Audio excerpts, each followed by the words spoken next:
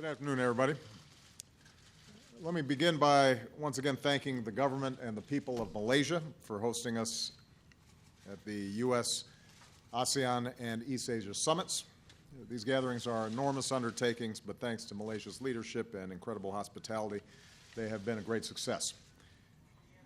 Earlier this week, as I headed to this region, there was a headline in one of our publications back home that asked, "Obama's Asian distraction?" ?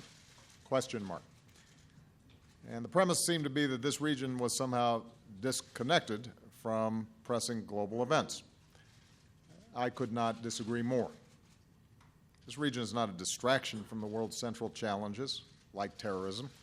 The Asia-Pacific is absolutely critical to promoting security, prosperity, and human dignity around the world. That's why I've devoted so much of my foreign policy to deepening America's engagement with this region. And I'm pleased that on this trip we made progress across the board.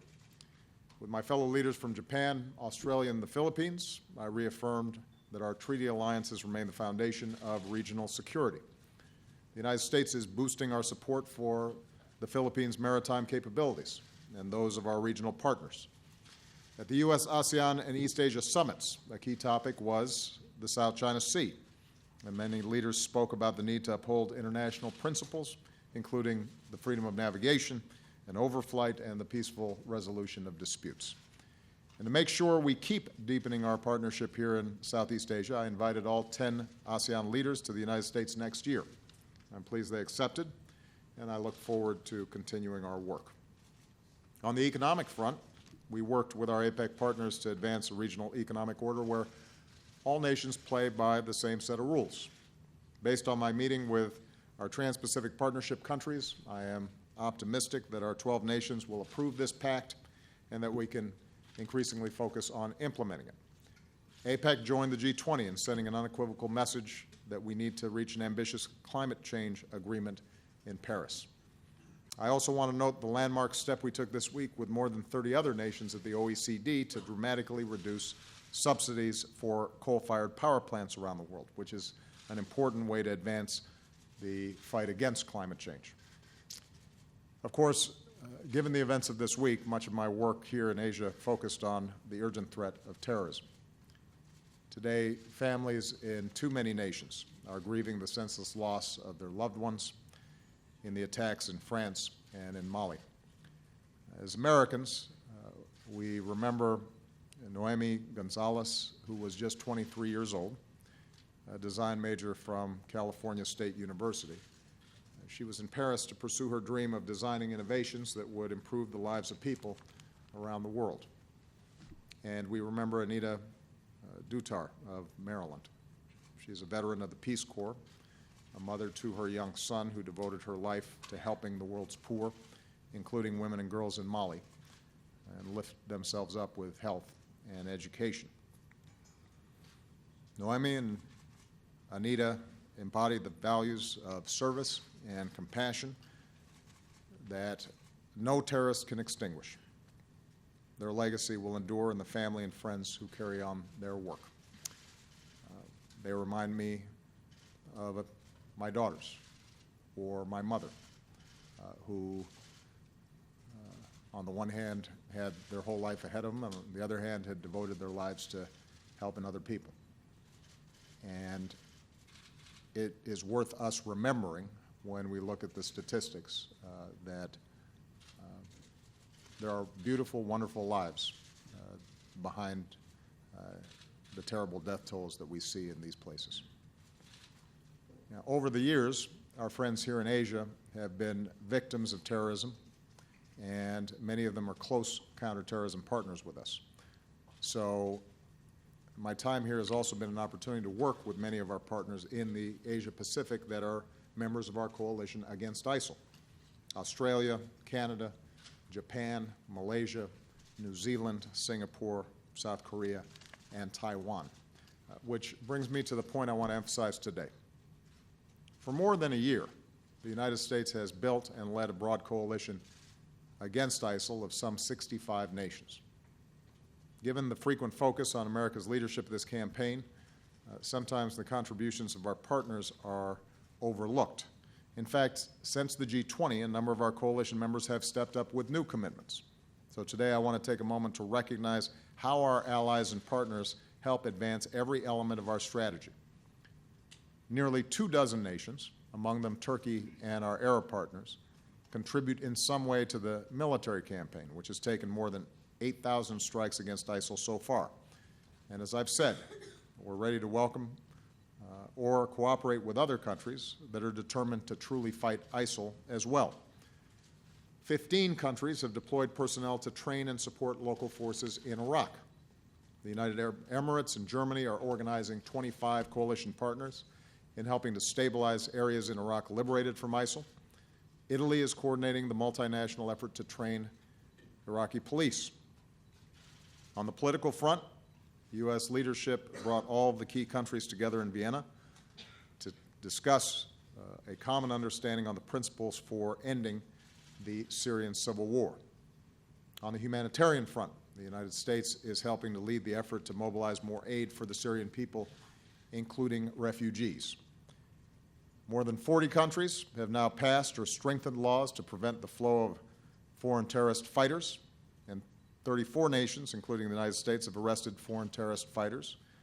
Saudi Arabia is helping to coordinate the crackdown on ISIL financing. The United Arab Emirates' new messaging center is working to discredit ISIL's propaganda, and Malaysia just announced the creation of its own center to do the same. And by joining our summit at the United Nations that we organized this fall, more than 100 nations, more than 20 multilateral institutions, and some 120 civil society groups, including many leaders from Muslim communities around the world, have become part of a global movement against ISIL and its twisted ideology. All of which is to say that our coalition will not relent. We will not accept the idea that terrorist assaults on restaurants and theaters and hotels are the new normal, or that we are powerless to stop them. After all, that's precisely what terrorists like ISIL want, because ultimately that's the only way that they can win. It's the nature of terrorism. They can't beat us on the battlefield, so they try to terrorize us into being afraid, into changing our patterns of behavior, into panicking, into abandoning our allies and partners, into retreating from the world. And as president, I will not let that happen. In our diverse societies, everybody can do their part, and we will not give in to fear or start turning on each other or treating some people differently because of religion or race or background. That wouldn't just be a betrayal of our values, it would also feed ISIL's propaganda.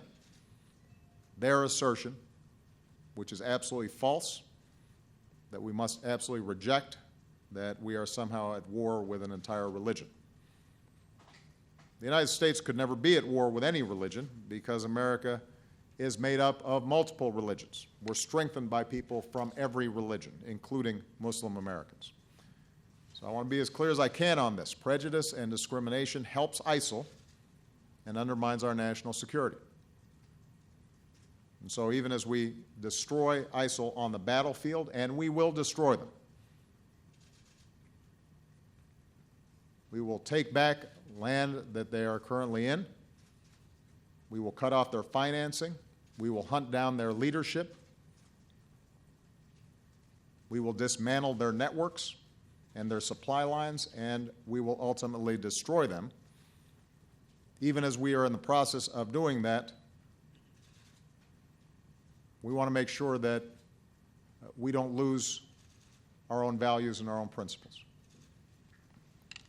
And we can all do our part by upholding the values of tolerance and diversity and equality that help keep America strong. The United States will continue to lead this global coalition. We are intensifying our strategy on all fronts with local partners on the ground. We are going to keep on rolling back ISIL in Iraq and in Syria and take out more of their leaders and commanders so that they do not threaten us, and we will destroy this terrorist organization. And we'll keep working with our allies and partners for the opportunity and justice that helps defeat violent extremism. We'll keep standing up for the human rights and dignity of all people, because that is contrary to what these terrorists believe. That's part of how we defeat them. And I'm confident we will succeed. The hateful vision of an organization like ISIL is no match for the strength of nations and people around the world who are united to live in security and peace and in harmony. So with that, I'm going to take a couple of questions. We'll start with Angela Greiling-Keane of Bloomberg. Thank you, Mr. President. You're scheduled to meet this week with President Hollande in Washington to talk about stepping up efforts against ISIL even further. Given that Russia would be part of the coalition that France proposes, have you seen any signs in the past couple days of Russia redirecting its military efforts in Syria to actually focus on ISIL? Are there any circumstances that you could see President Assad remaining in power, even if only temporarily, if that's what it took to effectively have a broad alliance directed at ISIL? And finally, as you've said, the U.S. won't work with Russia if their goal is to keep Assad in power. If that's the case, is defeating ISIL or destroying ISIL a realistic goal? Well, first of all, destroying ISIL is not only a realistic goal, we're going to get it done, and we're going to pursue it with every aspect of American power and with all the coalition partners that we've assembled. It's going to get done. It will be helpful if Russia directs its focus on ISIL. And I do think that as a consequence of ISIL claiming responsibility for bringing down their plane, there is an increasing awareness on the part of President Putin that ISIL poses a greater threat to them than anything else in the region. The question at this point is whether they can make the strategic adjustment that allows them to be effective partners with us and the other 65 countries who are already part of the counter-ISIL campaign. And we don't know that yet.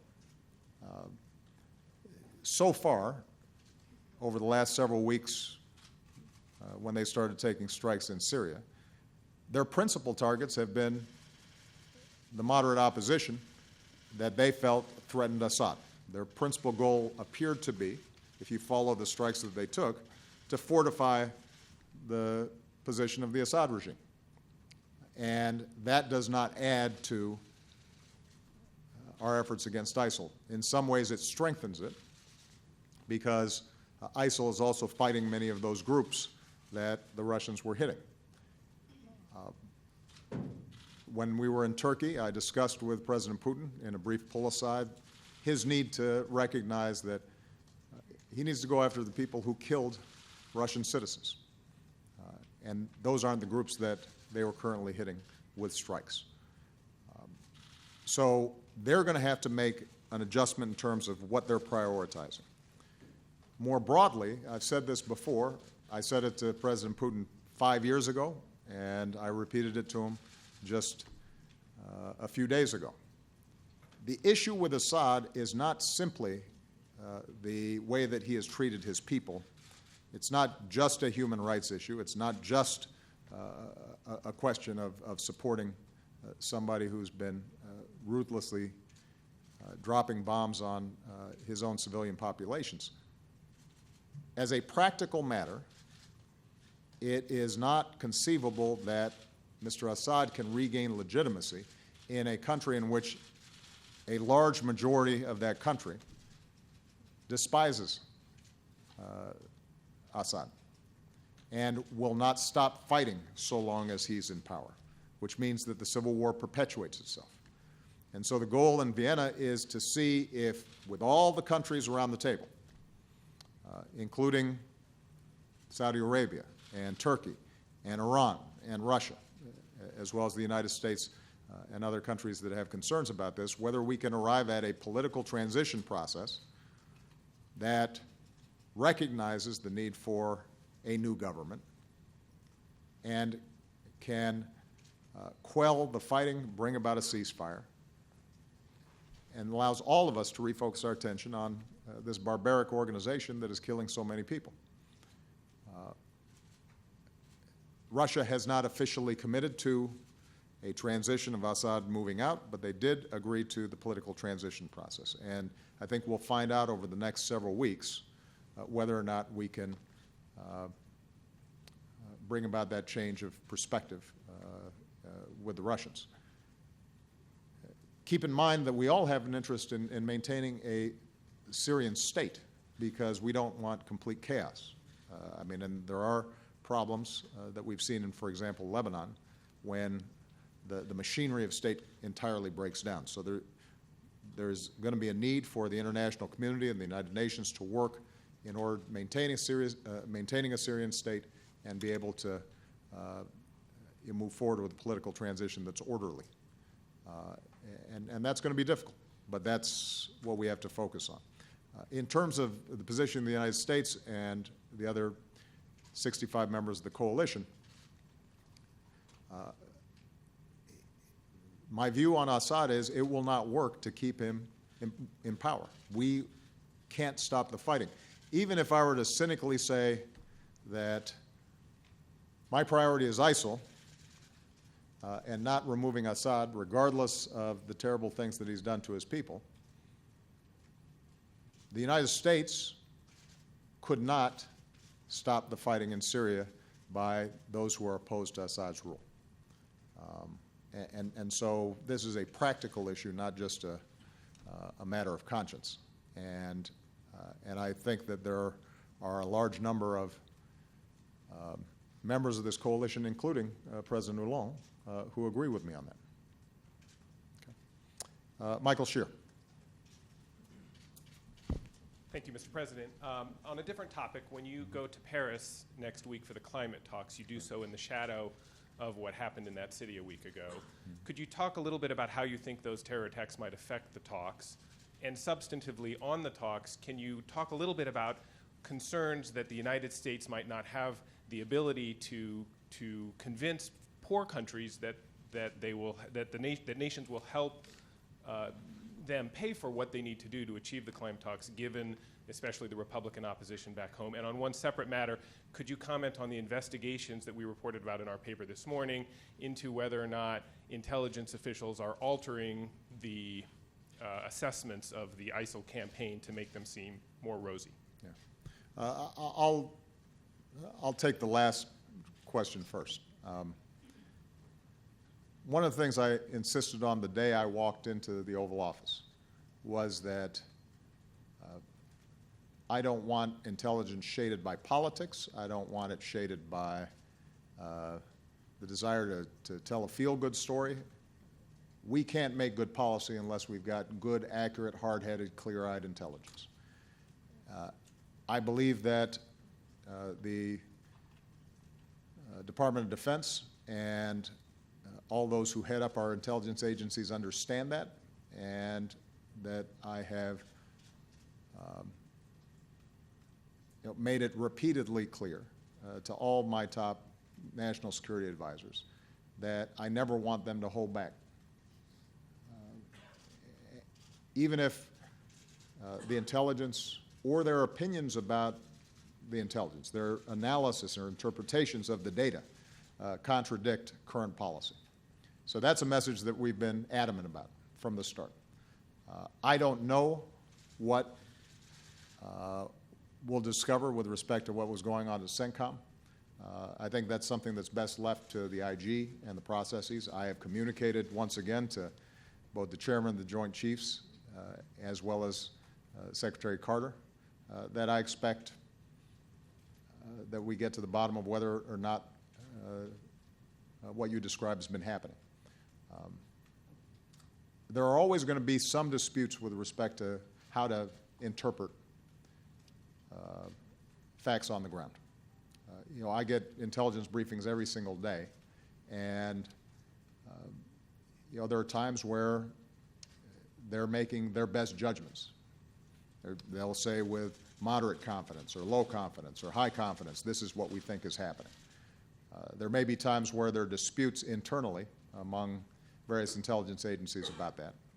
But I don't know the details of this. What I do know is my expectation, which is the highest fidelity to facts, data, the truth.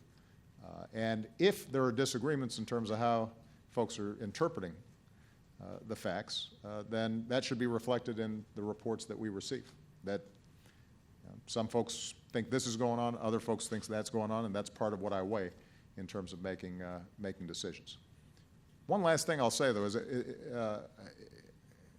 as a consumer of this intelligence, it's not as if I've been receiving wonderfully rosy, glowing portraits of what's been happening in Iraq and Syria over the last year and a half. So to the extent that it's been shaded, again, I don't know the details of what's the IG may discover, but it feels to me like, at my level at least, we've had a pretty clear-eyed, sober assessment of where we've made real progress and where we have not. On Paris, a lot of the discussion out here, both at the G20, APEC, and finally here at ASEAN, has been that we've got to get a strong Paris deal. And I'm optimistic that we can. 160 countries have now put forward their national targets for how they can reduce emissions. That accounts for about 90% of the world's emitters, and the key to a strong agreement is going to be that although there's going to be differentiation between countries, the United States doesn't expect that our obligations are identical to Laos, for example, given our levels of development, how much carbon we emit compared to theirs, that everybody does have a plan, that everybody is accountable to a single set of reporting requirements, that there's transparency about what each country is doing, that once we've set that architecture in place, in 5 years' time we can review what we've done, turn up the dials in light of additional information and additional technology. In some cases, we may make progress faster than we expected, and we can increase our targets. So, the key is to make sure that everybody is doing their part. You raise one important issue, and that is climate finance. There are going to be a number of countries who recognize the threat of climate change, want to do something about it, but they also have large populations suffering from extreme poverty, who don't have electricity, who don't have the ability to feed their families. And any leader of those countries has to ask themselves, am I going to be sacrificing development and poverty alleviation in order to deal with climate change, particularly since a lot of more developed countries are responsible for at least the current carbon emissions that are causing climate change. And so the answer to that, we've all agreed, is a finance mechanism to help these countries adapt, in some cases leapfrog old technologies, so that instead of building old, dirty power plants, here's some smart, clean energy plants, and we'll help you through technology transfer and financing so that you can achieve your development goals but not add to the carbon problem. So far, with a target of $100 billion, we've reached, between private and public sources, $62 billion, and that target did not need to be met until 2020 based on our original commitments. So we're well on our way to meeting these commitments, and it's a smart investment for us to make. Sometimes back home, critics will argue there's no point in us doing something about getting our house in order when it comes to climate change because other countries won't do anything, and it will just mean that we're in a less competitive position. Well, when I met with President Xi and China signed on to an aggressive commitment, that took a major argument away from those critics. We now have the two largest emitters signed on, and it makes sense for us and the Chinese and the Europeans and others to help these countries because ultimately, if a country like India, for example, with over 1 billion people, is a major polluter, that's going to affect all of us. If, on the other hand, they're developing and growing in a clean way, that's going to be good for all of us. All right? I guess you want to know how the atmosphere, as a consequence of the attack in Paris, would affect it. Look, I think it is absolutely vital for every country, every leader to send a signal that the viciousness of a handful of killers does not stop the world from doing vital business. And that Paris, one of the most beautiful, enticing cities in the world, is not going to be cowed by the violent, demented actions of a few. And that's part of the overall message that I want to very clearly send the American people. We do not succumb to fear. That's the primary power that these terrorists have over us. They cannot strike a mortal blow against the United States or against France or against a country like Malaysia. But they can make people fearful, and that's understandable. Because that could have been us, that could have been our families, that could have been our children in these places. And our hearts are broken when we see these images. But in addition to hunting down terrorists, in addition to effective intelligence, and in addition to missile strikes, and in addition to cutting off financing and all the other things that we're doing, the most powerful tool we have to fight ISIL is to say that we're not afraid, to not elevate them, to somehow buy into their fantasy that they're doing something important. They're a bunch of killers. And there have been people throughout human history who can find an excuse to kill people because they don't think like them or look like them. And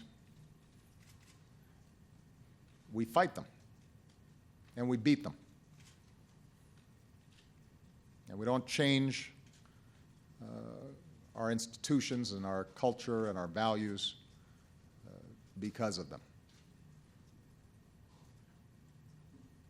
I want to be very clear about this.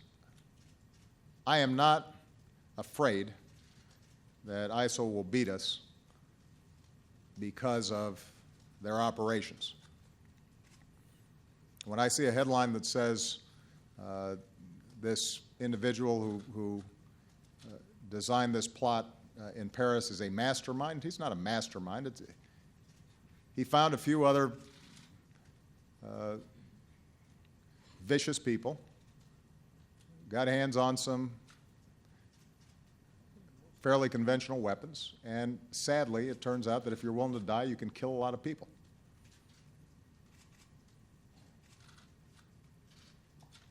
And so it is in our capacity to roll up those networks.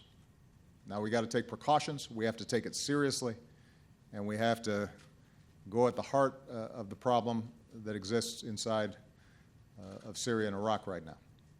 And we have to address the broader issues that exist in a tiny fraction of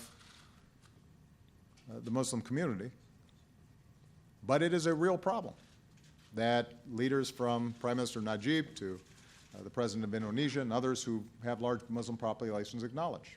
A country like Indonesia has 250 million people.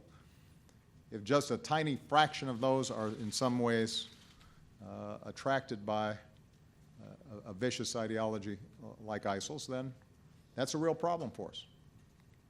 And so, tools like countering this narrative and Muslim clerics and political leaders and community leaders coming forward and making sure that our children are not being fed this kind of bile. That's critically important as well. But in all of this, we cannot respond from fear.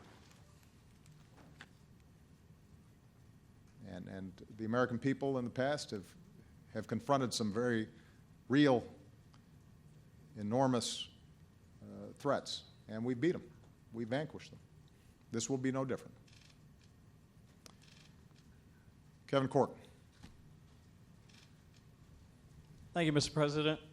I wanted to ask you about what Secretary Carter said about expanding the rules of engagement versus ISIS. What was that conversation like, and what did he mean by that? And I'd like to ask you also about immigration. The High Court is looking into executive action on immigration, as you know, and I understand the sensitivity of it. You don't want to be prejudicial, but I'm curious, are you where you thought you'd be in immigration reform? And what would you say to family members who say, listen, we did it the right way, we've waited our turn in line, how do these other guys get to skip the line, if you will? And lastly, the Attorney General announced 8 indictments of individuals in the U.S. and Mexico on sex trafficking and related charges. Where is the fight against sex trafficking among the priorities for your administration? Are you where you thought you'd be on that? Thank you, sir. Okay. Kevin, you asked all those questions so nicely, but if everybody's asking 3 questions, we're not going to get home. So let me see if I can go through these very quickly. With respect to rules of engagement, we are in a constant conversation inside of the Situation Room about how do we apply force most effectively to go after key ISIL targets, key ISIL leaders, strategic positions, their infrastructure, their supply lines, while minimizing civilian casualties. We do so for 2 reasons. One, because it's the right thing to do. There are people who are caught up in Mosul right now, for example, who despise ISIL, who are essentially captive to ISIL, are being brutalized by ISIL. And to the extent that we can avoid them being killed by those of us who are trying to defeat ISIL, that's a legitimate concern in any military campaign. Because if we're not careful about it, and this brings us to the practical element of it, then you can alienate the very populations that you need to win over, because ultimately those are the folks who are going to have to drive ISIL out, stomp it out all the way. The good news is that the U.S. military has become very good at this. I think that there have been some circumstances where the military proceeds in steps and are continually reevaluating whether, well, maybe this is a situation where we can, in fact, take the strike without a lot of civilian casualties. So a good example with the recent trucks that were struck. There may be ways in which warnings can be given to the drivers, many of whom may not work for ISIL. They may just be for hire or being forced into it, so that they better abandon those trucks before we shoot them down, because we're shooting them down. So that's the kind of conversation, and that's been ongoing throughout the process. With respect to immigration reform, I can't comment on the ins and outs of the legal case. I've said before, and I'll say again, I am confident that the rules and executive action that I put forward are squarely within the category of prosecutorial discretion that historically has been under a president's power. And you've got lower courts who've disagreed, but we think that past precedent is on our side. Substantively, I've got 11 million people in our countries, many of whom are working, paying taxes, our neighbors, co-workers, friends, who've lived here for a very long, who've lived in the United States for a very long time. We're not going to deport them, despite what some political leaders may say. It would be contrary to who we are, would be too costly, is too impractical. What we want to do is allow them to get out of the shadows and get right with the law, pay a fine, go to the back of the line, but hopefully over time be contributors to society. Of course, none of this would be necessary if we just passed the legislation that was passed in the Senate with a bipartisan majority. And I continue to believe that the ultimate solution is going to be one that comes from Congress. Although during this political season, it may be difficult for Republican leaders in either the House or in the Senate to resuscitate that legislation, my hope is that after the election, they will. And in the interim, I'm going to do everything I can to sensibly apply our immigration laws in a way that is reflective of the fact that we're a nation of laws and a nation of immigrants. And just very briefly with respect to sex trafficking, this is a critical problem. We take it very seriously. We have entire divisions in our law enforcement agencies that are dedicated to this. I've elevated this within the White House so that we have people focusing specifically on ending trafficking. And in our international discussions, most specifically out here in Southeast Asia, we are working very closely to promote mechanisms that will end trafficking. In fact, TPP, one of the central mechanisms in TPP to ensure high labor standards and human rights and human dignity are requirements among the members who are signatories to have in place real, serious, enforceable ways to prevent the kind of human trafficking that causes such hardship and brutality for so many people. And those of you who were with me when I visited the refugee center yesterday will recall the lovely young 16-year-old who was sitting next to me. You know, she's somebody who had been victim of trafficking. And it reminds you of the terrible toll that is often placed on children, people who are the most vulnerable, people who are least able to protect themselves. And every country has an obligation to put an end to it. Dave Nakamura.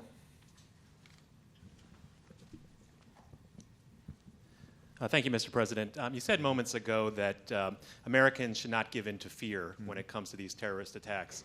But you also said that the person who may have been the person behind thinking about the attacks is not a mastermind, and that anybody who can get their hands on some conventional weapons and is willing to die can blow themselves up. How should Americans feel then if they shouldn't be scared?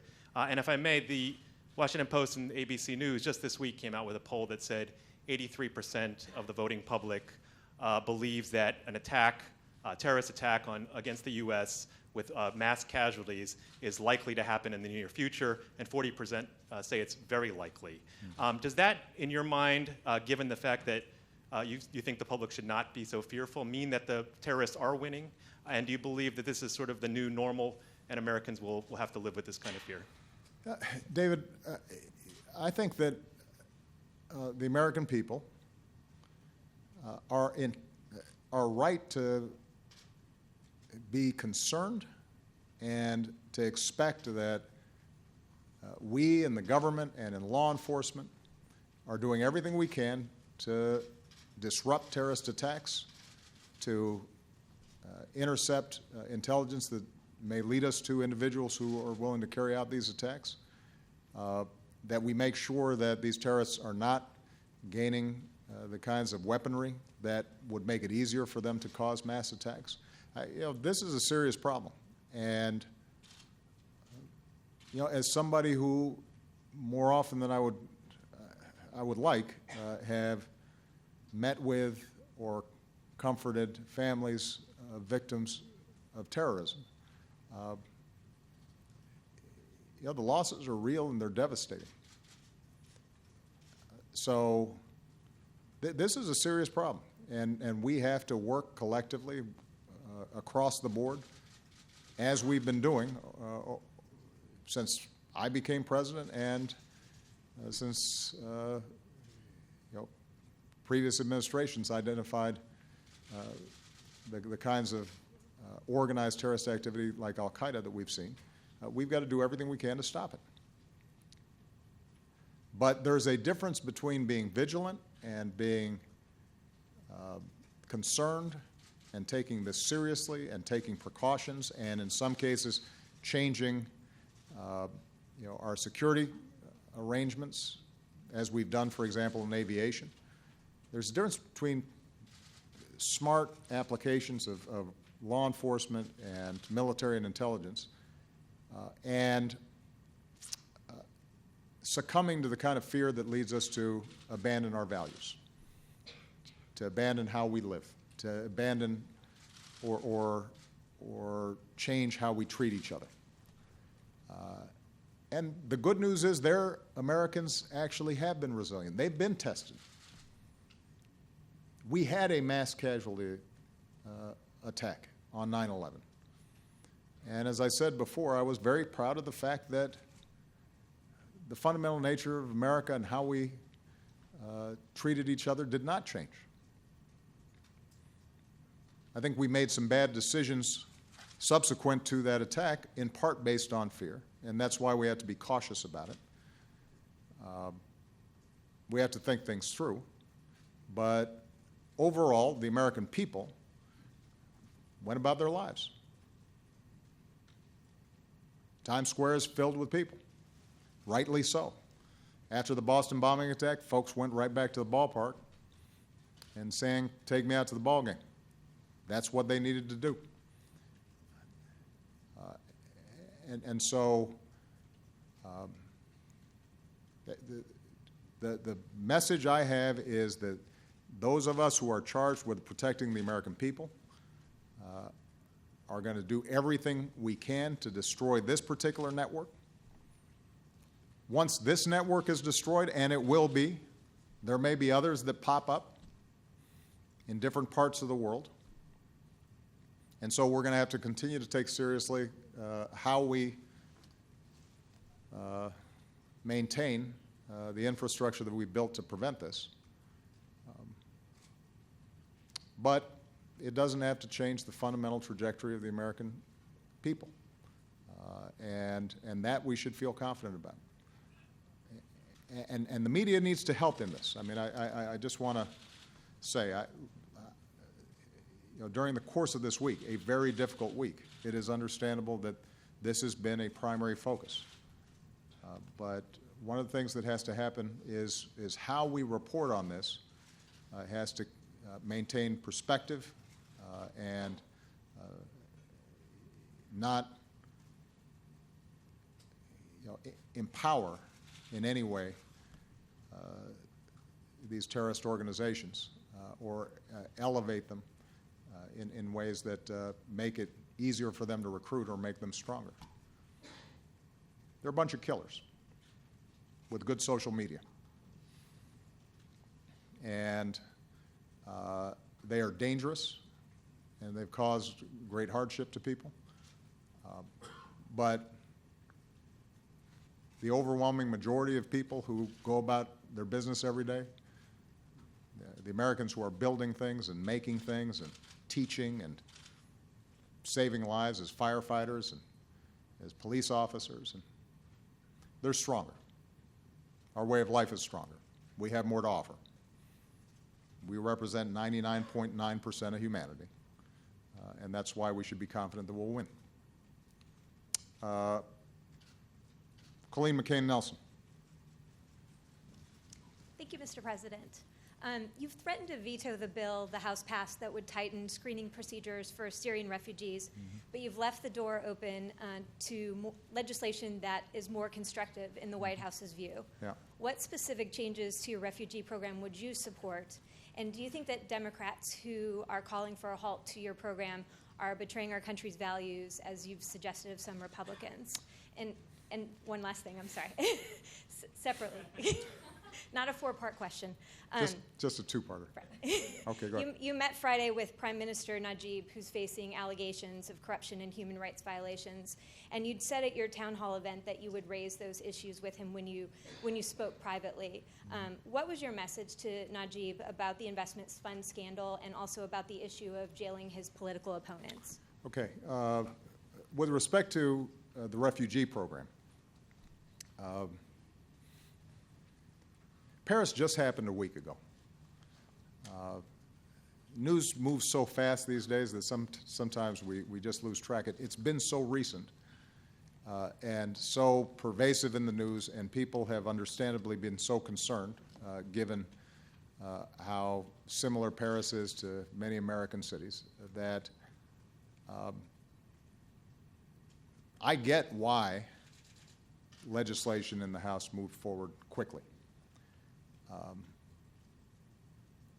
My hope, though, is that now that we've got some time to catch our breath and take a look at this carefully, people understand that refugees who end up in the United States are the most vetted, scrutinized, thoroughly investigated individuals that ever arrive on American shores. That the process that's been constructed over the course of several administrations on a bipartisan basis is extraordinarily thorough and currently takes between 18 to 24 months for somebody to be approved. And so, although on its face, the House legislation simply says, well, we can just certify, and this isn't not along the lines of some of the more radical proposals that we were hearing earlier in the week from some presidential candidates. The fact of the matter is that if it gums up the works so much, then effectively you don't end up seeing any refugees admitted. If you layer it with more and more bureaucracy, that doesn't actually make us safer, because it doesn't do a better job of screening, but simply makes it almost impossible to process individuals who are coming in, then you're effectively ending the refugee program for people who desperately need it. And when I referred to a betrayal of our values, I was being very specific about some of the commentary that was made that would suggest, for example, that we might let Christians in but not Muslims. That we somehow were so fearful that a 4-year-old orphan might not be let in. And those of you who joined me to the refugee center yesterday and you saw those kids, that's who we're talking about. If you are a parent and you saw those kids and you thought about what they had gone through, the notion that we couldn't find a home for them anywhere in the United States of America,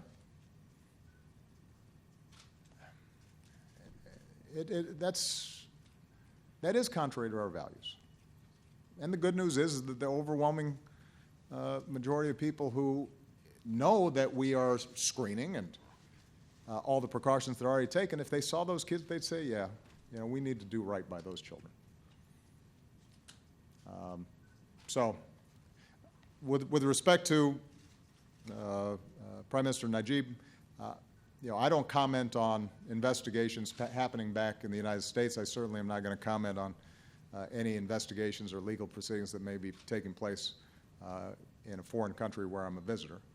But I did raise with Prime Minister Najib, as I have with many of the leaders here in Southeast Asia, but also many leaders in Africa and Latin America and everywhere we go, the importance of transparency, accountability, the importance of rooting out corruption, all of which are impediments to development, all of which hold countries back, all of which contribute to